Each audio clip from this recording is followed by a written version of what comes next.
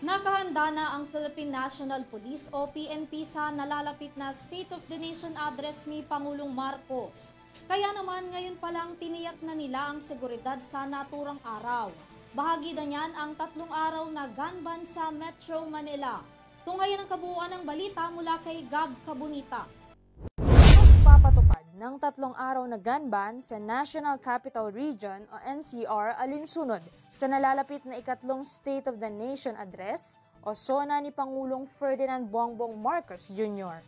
Kinumpirma ng Permit to Carry Firearms Outside of Residence o PTC-FOR Secretariat na tatagal ng 3 araw ang suspensyon na magsisimula mula 12:01 AM ng July 20, 2024 hanggang 12 midnight ng July 22, 2024.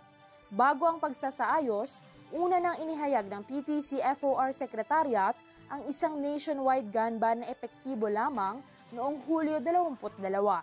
Nauna nang sinabi ng Philippine National Police o PNP na magpapakalat ng 22,000 police personnel para i-secure ang SONA. Samantala, may plano namang magmarcha ang mga progresibong grupo ayon sa bagong alyansang Makabayan o Bayan. Sinabi ni Marbil na magbibigay ng maximum tolerance ang PNP sa mga nagpoprotesta, ngunit umapela siya sa kanila na siguraduhin hindi magdudulot ng anumang abala sa publiko. Sa kabilang banda, ang pagsususpending ito ay hakbang sa pag-iingat upang matiyak ang seguridad ng publiko. Para sa Euro TV News, ako si Gab Cabonita, sumasaludo sa bawat Pilipino.